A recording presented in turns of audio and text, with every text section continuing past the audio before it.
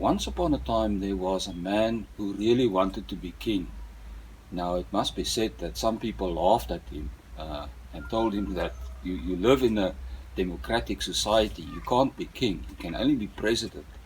Now these people tried to explain to this man what a democracy is and about the democratic values, but this guy wasn't interested at all. He only wanted to know, how can I get the power?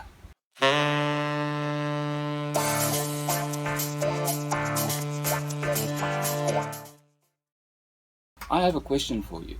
Would you rather live in a tolerant society, or would you rather live in an intolerant society? Now, I think that most reasonable people will agree it's better to live in a tolerant society where people have respect for each other and where human dignity, people have respect for that. Now, I think that most people will agree that to live in an intolerant society where people do not have respect for each other, where there is no respect for human dignity, and where there is hate between people, where there's tension between people, and where this tension even follows over into violence. Now, I think most people will agree that is not the society one would like to live in.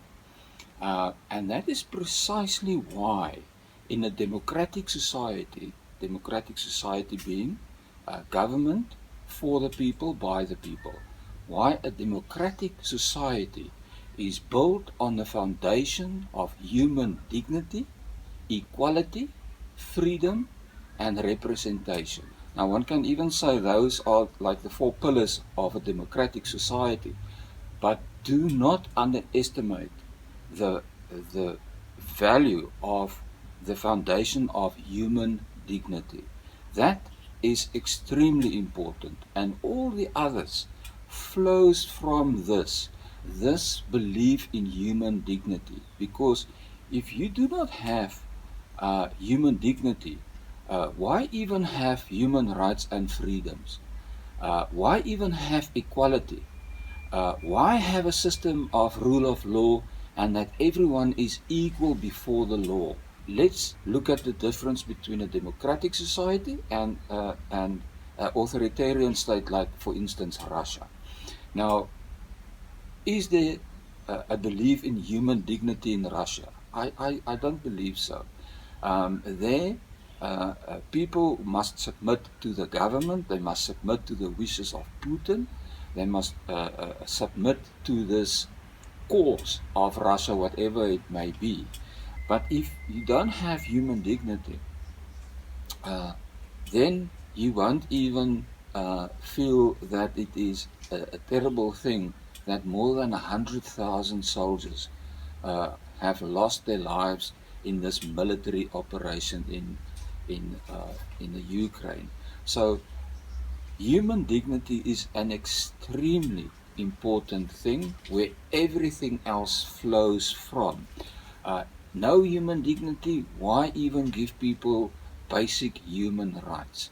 Why give them the freedom to decide about their own lives, have control over their own bodies, where there is freedom of speech, where everybody feels that they are part of the system and that they can actually influence it, where people feel that there is equality. There's equality before the law, that no one is above the law. So human dignity, extremely important. Do not underestimate human dignity. Now, that is the basis of a democratic society. Now, enter into this democratic society Donald Trump. This is now a person who is not a thinker, is not reflective. I am sure that he never considered this question about tolerance against intolerance.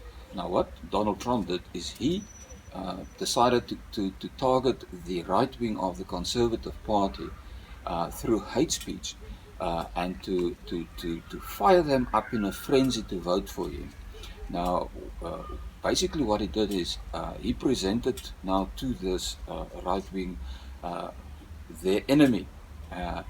And he had this list of who the enemies are, And on a constant basis, he showed disrespect towards these people and groups, and he verbally and viciously attacked these people and institutions uh, through his speeches, through his interviews, through his tweets. In a nutshell, he showed disrespect to the human dignity of everybody not wearing a red maga hat. The consequences of this is that he now constantly attacks the cornerstone of a democratic society, of democratic values. Human dignity being the absolute cornerstone of a democratic society. So when you attack the media on a daily basis, basically what you are doing is you are attacking the watchdog that reports on injustices, abuse of power, as well as corruption. And um, and of course, in a authoritarian state like, for instance, Russia, uh, uh, that is one of the first things that goes. Freedom of speech is a no-no. Now, for instance, also on a daily basis, he attacked the judiciary. He attacked judges, the courts, the prosecutors, the DA, etc., etc., the whole legal system. Now, that's also extremely dangerous because if you don't have a situation where there is a rule of law, you have basically law of the jungle. You must choose. You want rule of law, or do you want law of the jungle? Of course, also, there cannot be a democracy if you do not have freedom. That's the main difference between an open, free, and democratic society and an authoritarian state like Russia. In Russia, for instance, you don't have freedom of speech, you don't have freedom of affiliation. There, you cannot speak truth to power. Because then you might mysteriously find yourself in hospital due to some illness that is perhaps food poisoning, and then even more mysteriously, you will suddenly fall out of the fourth story window. What about Donald Trump's presidency and the situation with him?